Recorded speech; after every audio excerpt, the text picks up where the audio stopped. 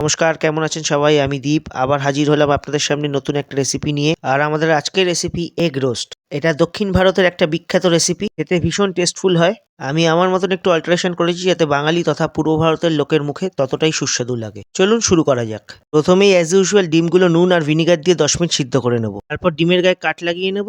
এবার একটা কড়াইতে সর্ষের তেল নিয়ে 1 চামচ করে কালো সর্ষে আর মৌরি ফোড়নের জন্য দিয়ে দেবো। এ প্রসঙ্গে বলে রাখি, এখানে সর্ষের তেলের বদলে ওরা নারকেল তেল ব্যবহার করে। ফোড়ন থেকে যখন একটা খুব সুন্দর গন্ধ বেরোবে তখন দিয়ে দেবো 10-12টা থেতো করা রসুনের কোয়া। ভালো করে নেড়ে চেড়ে দিয়ে দেবো একটা বড় সাইজের পেঁয়াজ কুচি, তার সাথে কিছুটা কারি পাতা আর ধনে পাতা আর 2-4টে ফালি করা কাঁচা লঙ্কা মিশিয়ে নিয়ে দিয়ে দেবো 2 চামচ আদা রসুন বাটা। এবার সব শুদ্ধ ভালো করে কষিয়ে নেবো যতক্ষণ না আদা রসুনের কাঁচা গন্ধটা চলে যাচ্ছে। আর চলে গেলে দিয়ে দেবো 8 চামচ করে হলুদ, কাশ্মীরি লঙ্কা, লাল লঙ্কা, ধনে, জিরে আর নুন।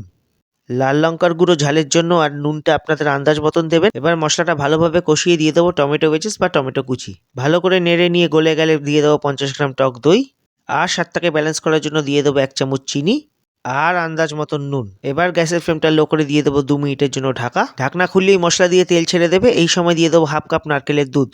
এটা বন্ধুরা যে কোনো বাজারে কিনতে পাওয়া যায়। এবার এটাকে ভালো করে মশলার সাথে মিশিয়ে দিয়ে আবার 2 মিনিটের জন্য ঢাকা দিয়ে দেবো। আর 2 মিনিট পর ঢাকনা খুলে ডিম ছেড়ে দেবো। উপর দিয়ে ছড়িয়ে দেবো 1/2 চামচ গোলমরিচ গুঁড়ো আর 1 চামচ গরম মশলার গুঁড়ো। এবার ডিমের সাথে মশলাগুলো ভালোভাবে মিশিয়ে নেব। তারপর গ্যাসটা অফ করে 2-3 মিনিট স্ট্যান্ডিং টাইমে রেখে দেবো। ব্যাস, আমার ডিমের রোস্ট একদম রেডি হয়ে গেছে। এবার প্লেটে তুলে পরিবেশন করুন।